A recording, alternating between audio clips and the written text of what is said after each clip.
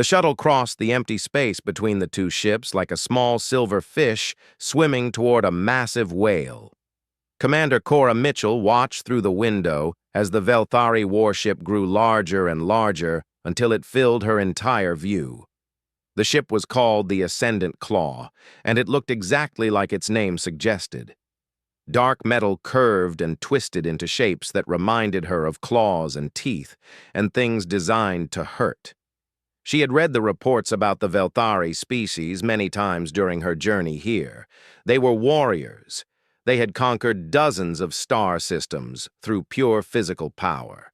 Their bodies stood nearly 8 feet tall, covered in natural armor that could stop bullets. They had 4 arms, each one strong enough to bend steel bars. Their mouths were filled with sharp mandibles that could bite through bone. And now, humanity wanted to trade with them. Cora took a deep breath and looked at her 2 companions. Lieutenant Greg Palmer sat to her left, his face calm, but his hands slightly tight on his knees. He was a good officer, smart and reliable, but she knew he was nervous. Ensign Nora Hayes sat to her right, younger than both of them, her eyes fixed on a data pad as she reviewed the trade proposals one more time. "Remember the rules," Cora said quietly. "Do not show fear. Do not show anger. Speak only when necessary. The Velthari respect strength and calmness." "Understood, Commander," Greg replied. Nora nodded without looking up from her data pad. The shuttle passed through a shimmering energy field and entered the landing bay of the Ascendant Claw. Cora saw rows of Velthari soldiers standing in perfect formation, their armored bodies reflecting the harsh lights above. Each one of them could probably kill her with a single blow. She pushed that thought away and stood up as the shuttle doors opened. The air inside the Velthari ship smelled strange, like metal and something sour. Cora walked down the ramp with her back straight and her face showing nothing. Greg and Nora followed close behind her. A Velthari officer approached them. He was huge, even bigger than the soldiers, and his armor had markings that showed high rank. His 4 arms were crossed over his chest in a way that looked almost human, except there were too many of them. "I am Sub-Commander Vornak," he said, through a translation device that hung around his neck. His real voice was a series of clicks and hisses, but the device turned it into flat English. "You are the human delegation." It was not a question. "I am Commander Cora Mitchell of the United Earth Fleet," Cora replied. "We thank the Velthari Dominion for agreeing to these talks." Vornak made a sound that might have been laughter. "Follow me. The High Commander is waiting." They walked through long corridors made of the same dark metal as the outside of the ship. Cora noticed that there were no soft surfaces anywhere. No chairs with cushions. No carpets. Everything was hard and sharp. This was a ship built by creatures who did not need comfort. Other Velthari watched them as they passed. Some of them were curious. Most of them looked at the humans the way a person might look at a small insect crawling across the floor. Not afraid, not angry. Just mildly interested in something so tiny and weak. Cora had expected this. Humans were new to this part of the galaxy. They had only been traveling between stars for about 200 years, while the Velthari had been doing it for thousands, and humans did not look impressive. They were small and soft and breakable compared to most of the species out here, but looks could be deceiving. The delegation finally reached a large room with a high ceiling. At the far end sat a Velthari so old that his armor had turned from black to gray. His 4 eyes were cloudy but still sharp, and when he looked at Cora, she felt like he was seeing right through her. "I am High Commander Zorveth," he said. His voice was deeper than Vornak's, rougher, like stones grinding together. "I rule this fleet and speak for the Velthari Dominion in matters of trade and war." Cora bowed her head slightly. Not too much, because that would show weakness. Just enough to show respect. "I am honored to meet you, High Commander." I hope our talks will benefit both our peoples. Zorveth leaned forward in his seat. It was not a throne, but it might as well have been. Benefit, yes. That is what your species always speaks of. Mutual benefit, trade, cooperation. He made a clicking sound. The Velthari have a different view of the universe, Commander Mitchell. And what view is that? Cora asked. Strength. Zorveth raised one of his massive arms and made a fist. The strong take what they need. The weak give what they must. This is the natural order of all things. Cora kept her face calm even though her heart was beating faster. Humans believe that cooperation makes everyone stronger. Humans believe many things, Zorveth replied. I have studied your species with great interest. You are clever. You build wonderful machines. Your ships are fast, and your weapons are powerful. He paused. But you yourselves are weak. Greg stiffened beside her, but Cora placed a hand on his arm without looking at him. We have survived many challenges, she said evenly. Because of your tools, Zorveth said. Without them, what are you? Soft flesh, brittle bones. You cannot survive in cold or heat. You cannot breathe underwater. You cannot see in darkness. Your bodies are failures of evolution, kept alive only by the machines you hide behind. He stood up, and Cora was reminded again of just how big the Velthari were. Zorveth was old, but he still towered over her like a mountain. The Velthari respect only those who can stand on their own strength, he continued. Your technology impresses us, but you do not. Perhaps these talks will succeed. Perhaps they will fail. But know this, Commander Mitchell. We do not see you as equals. We see you as clever prey that has learned to build traps. Cora felt Greg and Nora tense behind her. She understood their anger. She felt it too, burning in her chest. But she had dealt with difficult people before. She had faced enemies who wanted to see her fail, and she had learned long ago that the best response to an insult was patience. Then we will have to change your mind, High Commander, she said simply. Zorveth stared at her for a long moment. Then he made that clicking sound again, the one that might have been laughter. Perhaps you will try, he said. The talks begin tomorrow. My officers will show you to your quarters. Rest well, humans. You will need your strength for what is to come. As they were led away, Cora allowed herself one small thought. The Velthari saw humans as weak. That was their first mistake. She intended to make sure it was their last. The negotiations did not go well. Cora had expected difficulty. She had prepared for long arguments and hard bargaining, but she had not prepared for the complete lack of respect the Velthari showed toward the human delegation. Every proposal was dismissed. Every offer was mocked. Every attempt at finding common ground was met with demands that no reasonable person could accept. The Velthari wanted everything and offered nothing in return. On the second day, Cora sat across from Zorveth and his advisors in the large meeting room. The table between them was made of solid metal and had no chairs on the Velthari side because they preferred to stand. This meant that Cora and her team had to look up at them constantly, which was exactly the point. Your proposal for shared mining rights is rejected, said one of Zorveth's advisors, a Velthari named Draknal, who had 3 long scars across his face. The Velthari do not share. You may purchase raw materials from us at the prices we set. Those prices are 5 times the galactic standard, Cora replied calmly. No trade agreement could survive such terms. Then perhaps there will be no agreement, Draknal said. Your problem, not ours. Greg leaned toward Cora and whispered, They are not negotiating.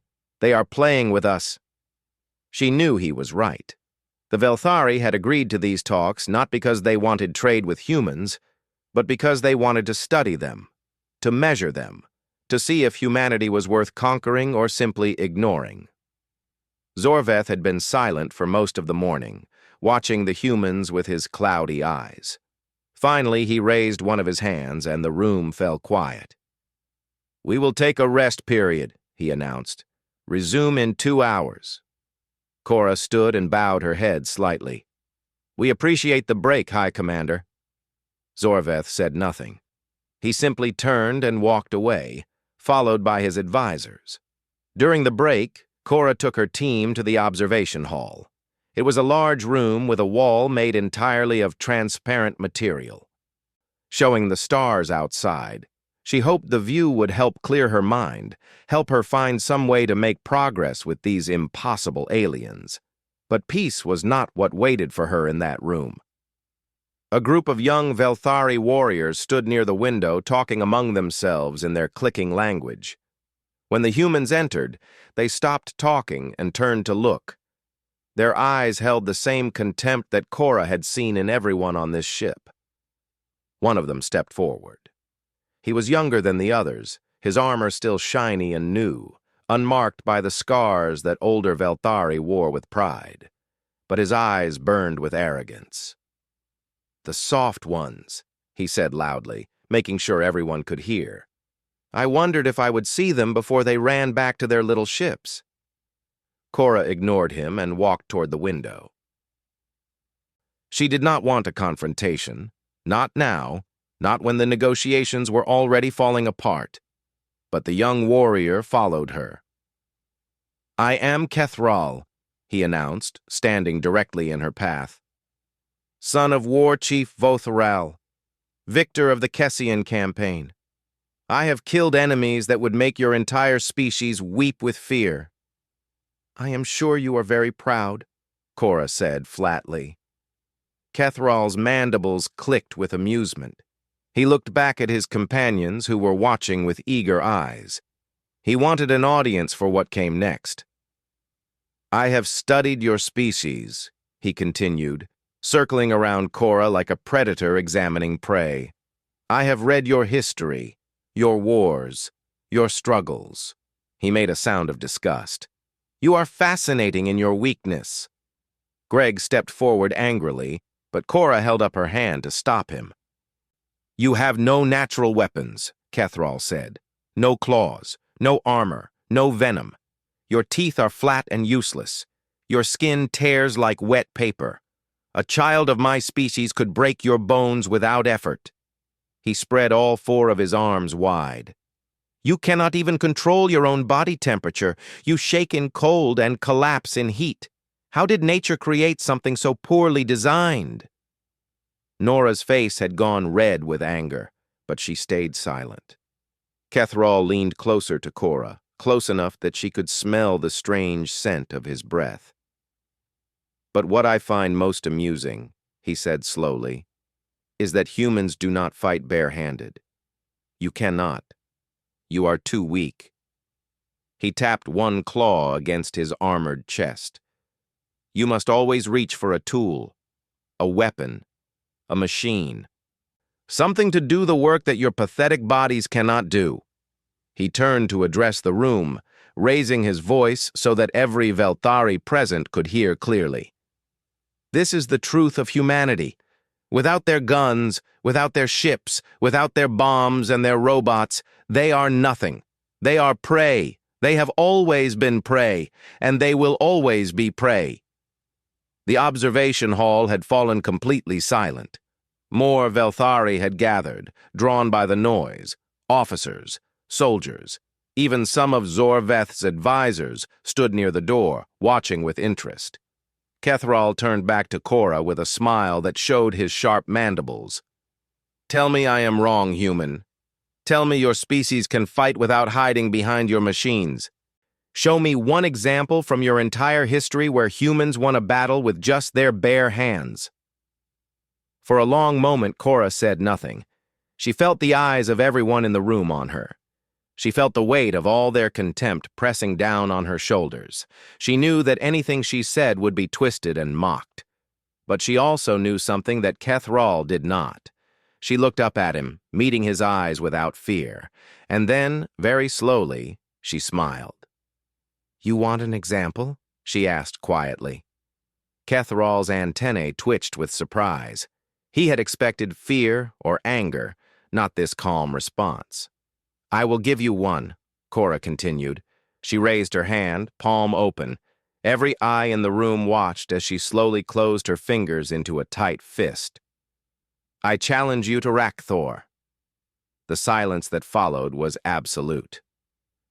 Cora heard Kethral's breath catch in his throat. She heard the shocked whispers that spread through the watching Velthari like ripples in water. Rakthor, the ancient Velthari ritual of single combat. No weapons, no armor, only body against body until one fighter surrendered or died. "Commander," Greg whispered urgently, his voice barely audible, "you cannot be serious. He will kill you." Cora did not look away from Kethral. "Do you accept, warrior?" she asked clearly. "Or is your courage limited to insults and boasts?" Kethral's mandibles spread wide in anger. He had been challenged in front of his companions, in front of officers who would report this to the High Commander. He could not refuse without losing all honor. "I accept," he growled. "And when I break your fragile body, your delegation will leave this ship with nothing." From the doorway came the sound of slow clapping. Zorveth walked into the room, his old eyes gleaming with something that might have been interest. "The challenge has been made and accepted," he announced. "The Rakthor will take place at sunset. No interference from either side will be permitted." He looked at Cora with new curiosity. "Prepare yourself, Commander Mitchell. You have chosen an interesting way to die." Cora met his gaze without flinching. "We will see, High Commander," she said. "We will see." The hours before sunset passed slowly. Cora sat alone in the small room that the Velthari had given her as quarters. It was cold and hard, like everything else on this ship, but she did not notice.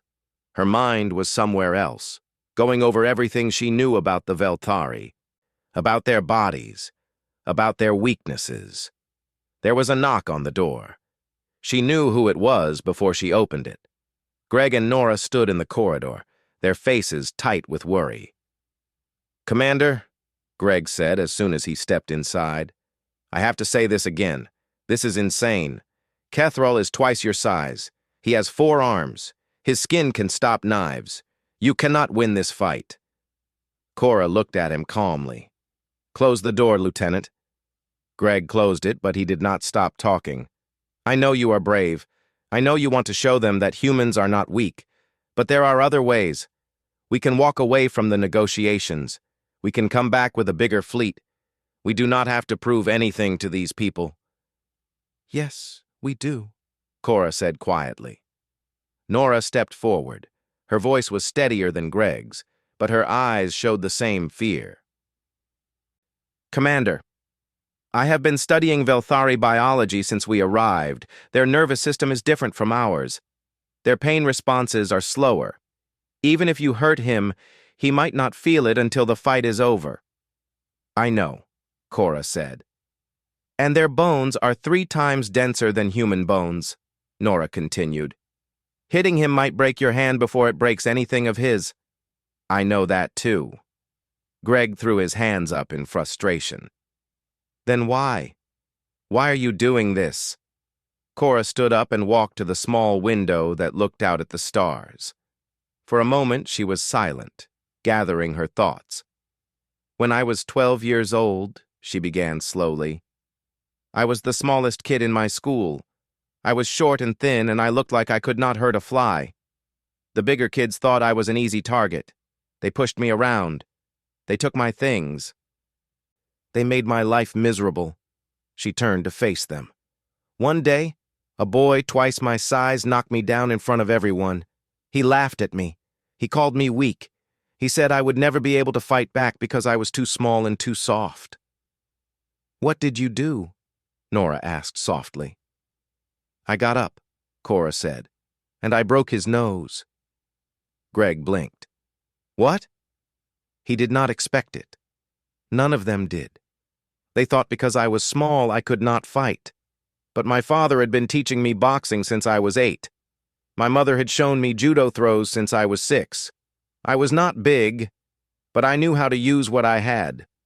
She walked back to the center of the room. That boy never bothered me again, and neither did anyone else, because they learned something that day. Size is not the same as strength, and appearance is not the same as ability. Greg shook his head. Commander, that was a schoolyard fight. This is life or death against an alien warrior. The principle is the same, Cora said firmly. The Velthari look at us and see small, soft creatures who cannot possibly fight without weapons. They believe this because they have never seen a human fight with bare hands. They do not know what we are capable of. She picked up her datapad and showed them a diagram of Velthari anatomy. I have been studying this since before we left Earth. The Velthari have natural armor, yes, but it does not cover everything. Here, under the arms, the skin is softer. Here, at the base of the skull, the nerve cluster is exposed. Here, behind the knee joints, the armor plates do not fully connect. Nora's eyes widened as she looked at the diagram. You found their weak points. Every creature has weak points, Cora said. The Velthari are used to fighting other armored species. They swing hard and try to break through defenses, but humans learn to fight differently. We learn to find openings, to strike where it hurts most, to use an enemy's strength against them. Greg was quiet for a moment, processing everything she had said. Finally, he spoke again. You really think you can win? I think I can survive, Cora corrected. And I think I can make Kethrol hurt enough to surrender. That is all I need. There was another knock on the door. When Cora opened it, Sub-Commander Vornak stood outside with 2 guards. It is time, he said. The arena is ready. Cora nodded and stepped into the corridor. Greg and Nora followed close behind her. They walked through the ship in silence. Other Velthari stopped to watch them pass. The word had spread quickly. A human had challenged a Velthari warrior to Rakthor.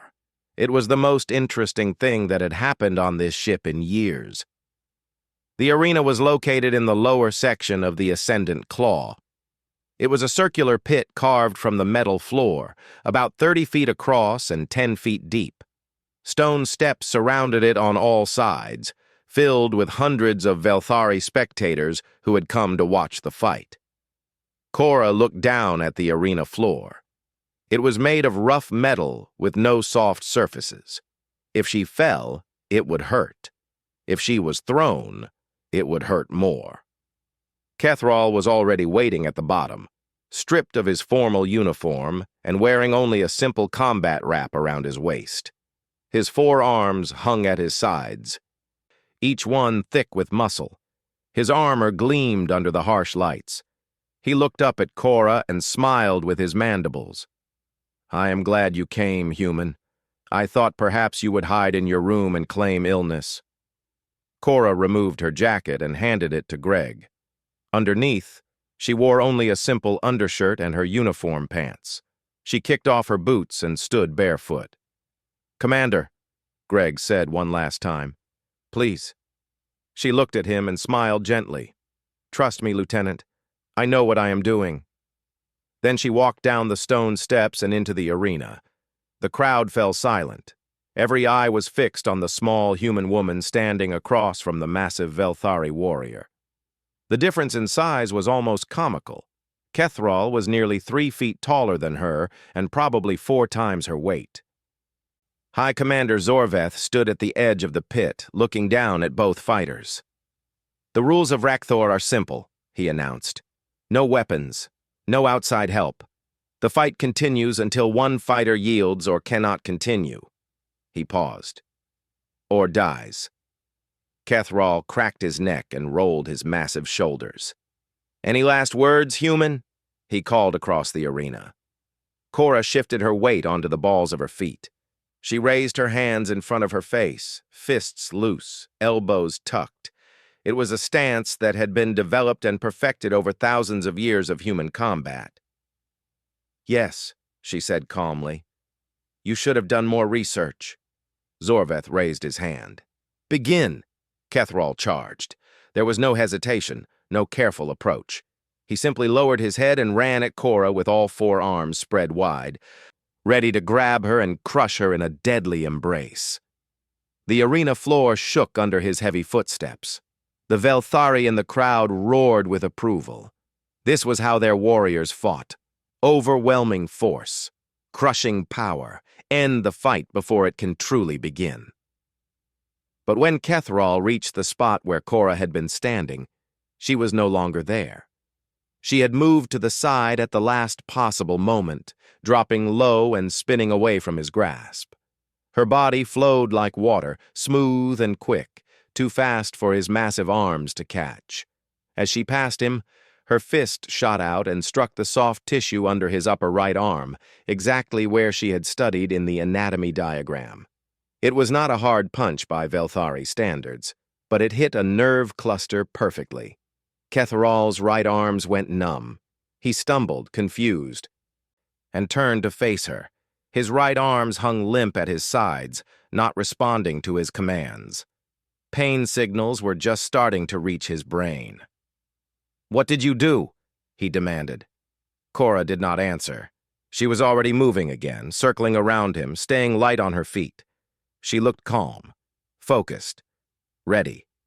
The Velthari crowd had gone quiet. This was not what they expected. The human should have been caught. She should have been crushed. Instead, she was still standing, and their warrior was hurt. Kethral shook his right arms, trying to get feeling back into them. Slowly, painfully, they began to respond again. He flexed his fingers and made fists. "Lucky strike," he growled. "It will not happen again." He came at her more carefully this time, using his two left arms to grab while keeping his right arms back for defense. His movements were still fast and powerful, but now there was caution in them. Cora waited until he was close, then ducked under his reaching arms. She came up inside his guard, too close for him to get a good grip, and drove her elbow into the gap between his chest armor plates. The point of her elbow found flesh. Kethral grunted in pain and swung his arm to knock her away. But she had already moved, rolling across the metal floor and coming up several feet away. Blood dripped from a cut on his chest. Green blood. It was not a deep wound, but it was visible, and every Velthari in the arena could see it. A human had drawn first blood. "She is fast," someone in the crowd murmured. "Too fast," another voice agreed. Kethral wiped the blood from his chest and looked at it on his fingers. His eyes burned with new anger. The playful arrogance was gone. Now he saw Cora as a real threat. "You will pay for that," he said through clenched mandibles. He attacked again, faster this time, more aggressive. His forearms came at her from different angles, trying to trap her, corner her, give her nowhere to run. He was using his size and reach, forcing her back toward the arena wall. Cora retreated, dodging and weaving, but she was running out of space. The metal wall was only a few feet behind her. Once her back hit that wall, Kethral would have her. That was what he thought anyway. When Cora felt the wall behind her, she did not panic.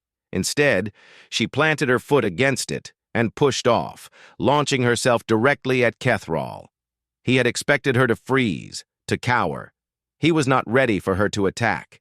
She jumped high, higher than he thought a human could jump, and wrapped her arm around his neck from the side. Using her momentum, she swung her body around and hooked her legs around his upper left arm. It was a chokehold, a technique that humans had developed thousands of years ago for situations exactly like this one. Her arm pressed against the blood vessels in his neck, cutting off the flow to his brain. Kethral roared and tried to shake her off. He spun around, slammed his back against the wall, grabbed at her with his free arms, but Cora held on, squeezing tighter, her muscles burning with the effort. His movements became slower, weaker.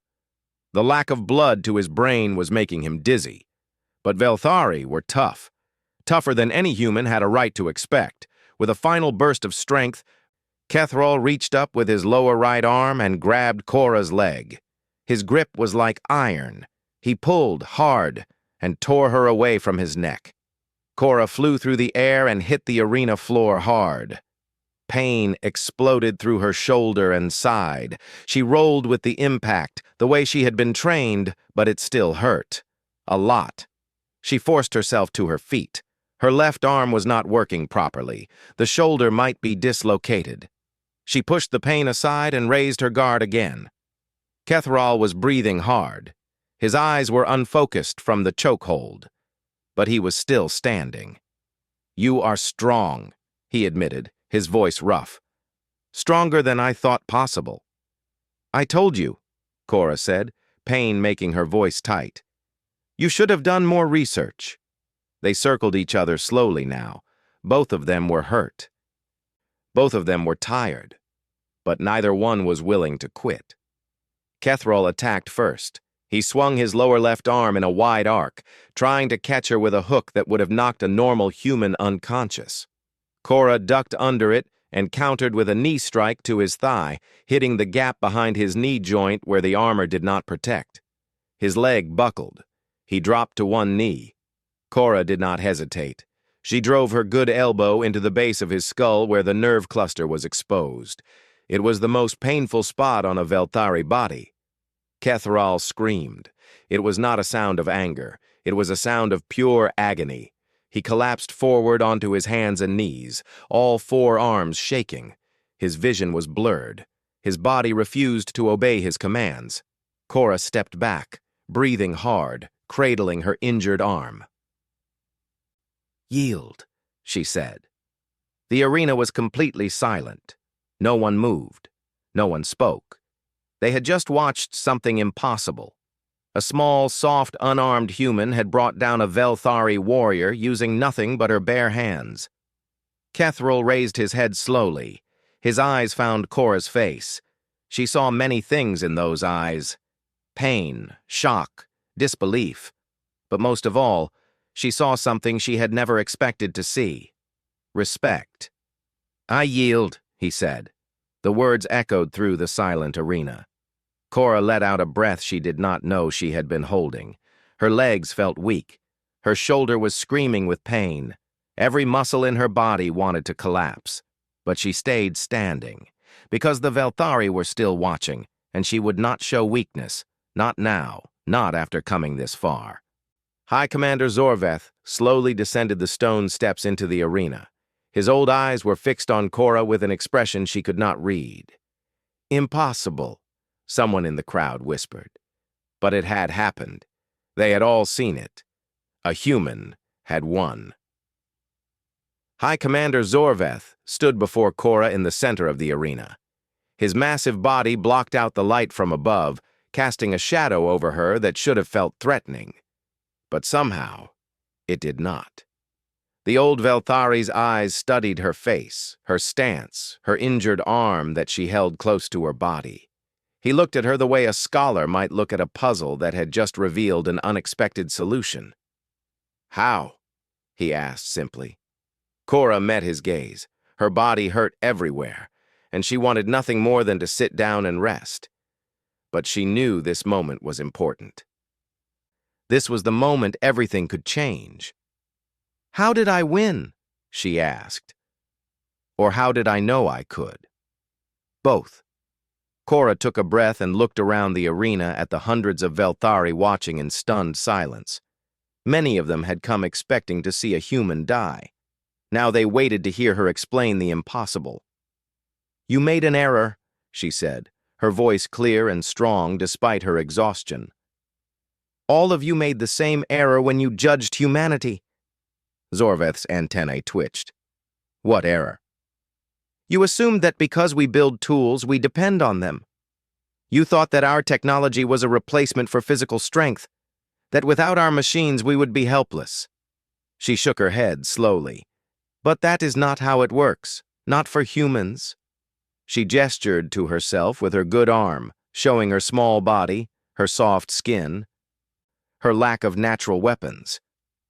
"Look at me. You are right that I have no claws, no armor, no venom. My body is exactly as weak as you said it was. She paused. So how did I beat him? Kethrall had pulled himself into a sitting position at the edge of the arena. His eyes were fixed on Cora, listening to every word. For 100,000 years, Cora continued, humans survived on a planet filled with predators that were bigger, faster, and deadlier than us. Lions, bears, wolves, creatures with teeth and claws and strength that made us look like toys. She held up her fist. We could not outrun them. We could not overpower them. We could not grow armor to protect ourselves. So we learned to think. We learned to plan. We learned to work together. She unclenched her fist and spread her fingers. And we learned to fight with these. Zorveth looked at her hand. 5 small fingers. No claws. Nothing that should be dangerous. Our hands cannot crush bone like yours can, Cora said. But we learned where to strike so that we would not need to. Our bodies are not armored, so we learn to move in ways that make us hard to hit. We are not strong, so we learn to use our enemy's strength against them. She turned to face the crowd directly. You think humans only learned to fight after we invented weapons, but that is backwards. We invented weapons because we were already fighters. Every technique I use today was developed thousands of years before we had guns or bombs or spaceships, she pointed at Kethrall. When I choked him, I was using a method that my ancestors created before they even had metal tools. When I struck his nerve points, I was using knowledge that was passed down through hundreds of generations. When I dodged his attacks, I was moving in ways that were practiced by my people when your species had not yet left your home planet. The arena was completely silent now. Even the Velthari who had been whispering among themselves had stopped to listen. You call us soft, Cora said, but soft things can be flexible. They can bend without breaking. They can find gaps that hard things cannot reach. She looked back at Zorveth. You call us weak. But weakness forced us to become clever, to find solutions that strength alone could never provide. She took a step closer to the High Commander, looking up at his towering form without fear. You said the Velthari respect only those who can stand on their own strength. Well, here I am. I am standing. And I used nothing but my bare hands and the knowledge my ancestors gave me. She raised her injured arm and made a fist despite the pain. This is what humans are, High Commander. We are not prey that learned to build traps. We are predators who chose to make tools because it was more efficient than killing with our hands. Her voice hardened. But we have never forgotten how to do it the old way. And we teach every generation to remember. Zorveth was silent for a long moment.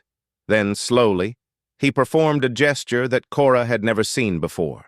He lowered all 4 of his arms to his sides. He bent his head forward, and he closed his eyes. Around the arena, Velthari gasped. What is he doing? Greg whispered from the edge of the pit. Vornok, standing nearby, answered in a voice filled with disbelief. The bow of equals. He is acknowledging her as a true warrior. When Zorveth raised his head, his eyes held something new. Not contempt, not amusement. Respect. I have lived for many years, he said quietly. I have fought in many wars. I have seen species rise and fall across this galaxy. And in all that time, I have never been so wrong about anyone as I was about your kind. He turned to address the crowd. Let it be known throughout the Velthari Dominion. Humans are not to be dismissed. They are not to be underestimated. They have proven themselves in the ancient way, through blood and pain and victory. His voice rose. They are warriors. The crowd erupted in noise, not anger, not protest. Something like excitement, something like approval. Zorveth looked back at Cora. The trade negotiations will resume tomorrow, and this time they will be conducted as equals. He paused. Is this acceptable to you, Commander Mitchell? Cora allowed herself a small smile. It is, High Commander. Hours later, Cora sat in the medical bay of the human shuttle. A doctor had set her dislocated shoulder and wrapped her ribs. Greg and Nora sat beside her, still looking at her with a mixture of awe and disbelief. "I still cannot believe that happened," Nora said softly. "Neither can I," Greg admitted. "Commander, you just changed the entire relationship between our species. You know that, right?" Cora leaned back against the medical bed and closed her eyes. "I did not do anything special," she said. "I just reminded them of something they forgot." She smiled faintly. "Humans have been fighting for survival since the beginning. We fought animals that should have eaten us. We fought weather that should have frozen us. We fought diseases that should have killed us. And somehow, against all odds, we won." She opened her eyes and looked at her bandaged hands. "Tools make us powerful. Technology makes us reach the stars. But underneath all of that, we are still the same creatures who learned to punch our way out of extinction." She flexed her fingers slowly. "The Velthari thought our machines were our strength. They were wrong. Our machines are just what we build when we are not fighting with our fists." Outside the shuttle window, the stars gleamed in the endless darkness of space. Humanity had been underestimated before, by predators, by nature, by other species who looked at their soft bodies and saw weakness. It never ended well for those who made that mistake. And now, the Velthari understood that too.